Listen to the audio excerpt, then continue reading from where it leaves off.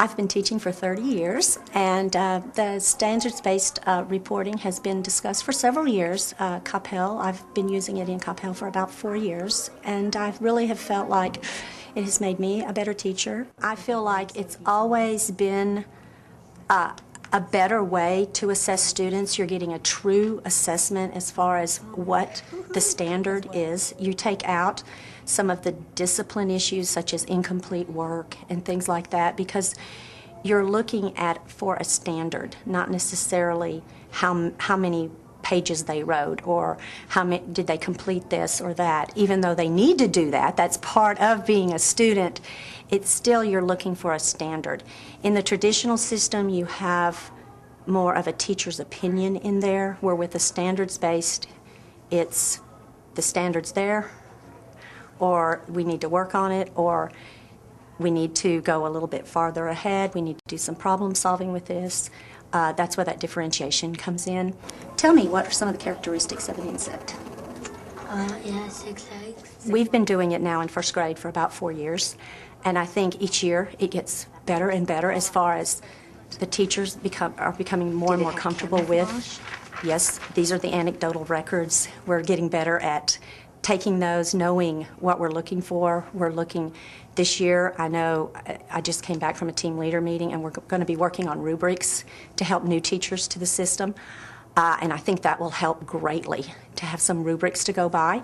I think the students are aware that that everybody learns differently, and that everybody's not just the same little cookie cutter.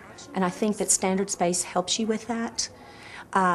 Because they know everyone's working towards a certain goal, but yet your goal might be just a little bit different. As we become more comfortable with the standards and that we're all being fair across, like all of the first grade teachers are being accountable for the same thing, that the standard is the same, then I think that it makes us understand our children much more. I know where they are and how I can help them.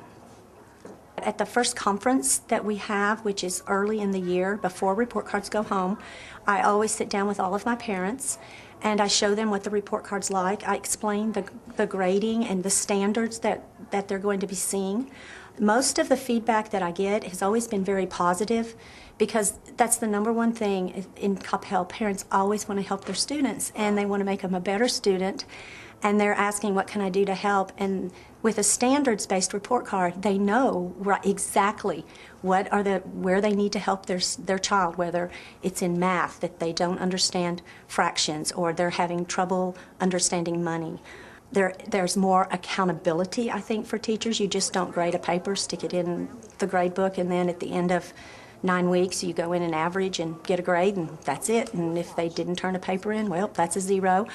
They're first graders, and we're instilling that love of learning. But as far as that, oh, this is an AS or an MS or an ES, I don't think that that's really a concern for first graders. We try to instill that they do their very best every day and give their best effort, whether it's not necessarily as good as their next door neighbors, because everyone's different, and that everybody's just trying their very best to achieve to their level. I feel like where we're headed with 21st century education, that standards-based reporting is right on target.